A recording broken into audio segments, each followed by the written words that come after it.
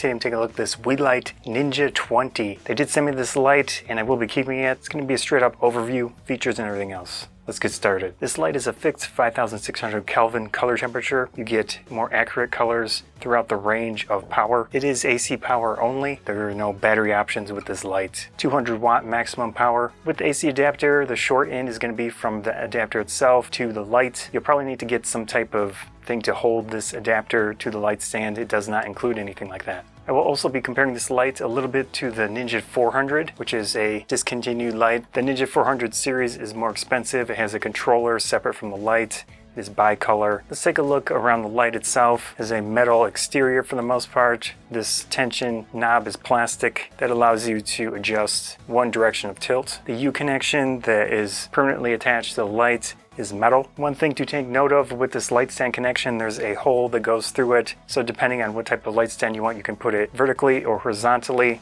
Just be careful of this hole here because it feels a little sharp. If you don't have anything connected to the light on the cob end, you will be able to rotate it around all the way. This light has a standard Bowens mount, very versatile with what type of attachments you can connect to it. Includes the reflector, which focuses the light in one direction. Let's take the reflector that they include with the light. It's got the 3 connectors for that Bowens mount.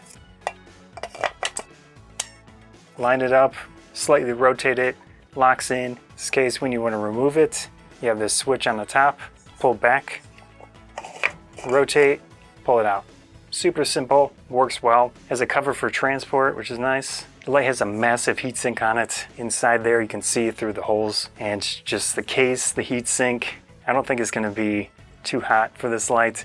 And it does have a fan inside. I'm going to get to the fan. I did compare the Ninja 20 to the Ninja 400 in light output as well as accuracy with the colors. In this case I had the camera set up to 5600 Kelvin color temperature, spot metering, autofocus mode, and program mode, so the camera itself would decide the exposure. I had it set to the neutral style. Specifically at 100% power I could tell that this light was brighter by around 1 1/3 stops. It also had more accurate colors by quite a bit. There was definitely a magenta shift for the Ninja 400. An optional accessory which I do have from the Ninja 400 is the RC11 wireless controller. You can control this light through an app for Android and iOS. In this case, it seems generalized throughout their devices. All I have is a slider here for power control. In the back here, we have power, set, color temperature, and special effects, as well as a fan control.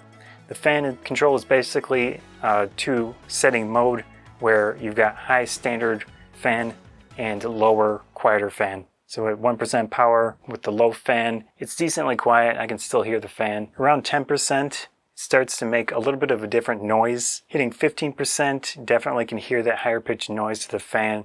It seems to specifically adjust 1-to-1 with the power versus how fast the fan is going. I think in video situations, that could potentially be something you might have a challenge removing in noise reduction software. Go into higher fan mode, definitely louder. Again, in video situations, something you need to consider. The Ninja 400 that I have is significantly quieter, so I tend to use this with video. At least for me, I'm going to be using pretty much just the color temperature modes, but if you need FX stuff, know that it's in there. Here are measurements of power from the wall with the light at various power settings in the standard fan mode. In this case, around 10 watts in 1% power. 25%, it's using around 60 watts. At 50%, it's using around 130 watts. At 75%, it's using around 180 watts. At 100%, it's using around 240 watts, which is quite a bit more than their estimation of 200 watts for the light. With this light, very easy to use with the standard fixed color temperature of 5600 Kelvin. You've got that natural daylight look to it. With the big range of power settings, you have a lot of options with modifiers. This is where a lot of power is helpful. Nice large softbox. Of course, when you do add modifiers that have some type of cloth or something between the light and you or your subject, keep in mind that it will shift the colors. The Weeylite Ninja 20, you've seen the tests. It is the fixed color temperature, 5600 Kelvin, daylight color, and it seems pretty accurate from what I can tell. Obviously, I don't have a different comparison besides the Ninja 400, which is a bicolor light and definitely more magenta shift on that light. So in this case, you have the fixed color temperature, you have the AC adapter, so you're not going to be doing battery power stuff with this. Has it include a reflector? Does not include a case. It's going to be up to you if all of those features combined and the price and everything else works for your needs. Again, keep in mind that Weeylite did send me this light to try out and make a video on. I will be keeping it.